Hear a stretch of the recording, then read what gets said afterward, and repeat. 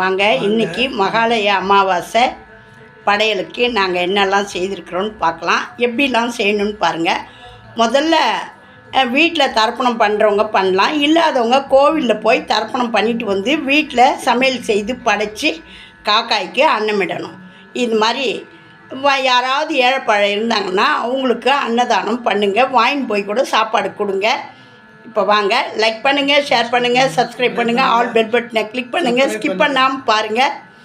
இன்றைக்கி மகாலய அமாவாசை ஸ்பெஷல் என்னென்னு பார்க்கலாம். பாருங்கள், என் கணவர் தர்ப்பணம் கொடுக்குறாரு.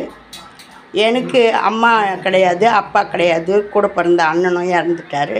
அவருக்கும் என் கணவர் தான் தர்ப்பணம் கொடுப்பாரு. அவங்க அம்மா அப்பாவுக்கு, அவருடைய அம்மா அப்பாவுக்கு, அவரோட தம்பிங்க எல்லாருக்கும், அதுக்கு மேலே எல்லாம் சித்தப்பா சித்திய மாதிரி எல்லாம் நம்ம யாரெல்லாம் சொந்த பந்தங்கள்லாம் இருக்குதோ அவங்கள எல்லாம் நினச்சி இன்றைக்கி மகாலய அமாவாசையில் தர்ப்பணம் கொடுப்போம்.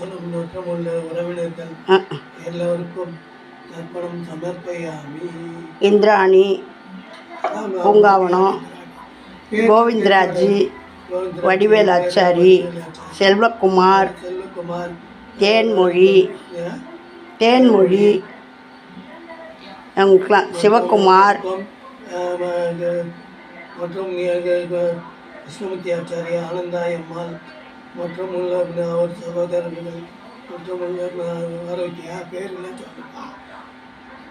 வினோதாச்சாரி, தாத்தாக்கு தாத்தா, தாத்தாக்கு தாத்தா, அதெல்லாம் சொல்லிட்டேன்.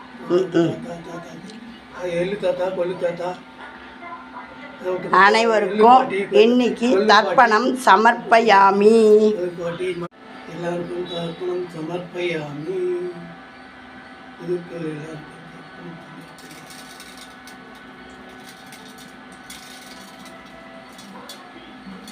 மொத்தம் போகிற மாதிரி கழுவி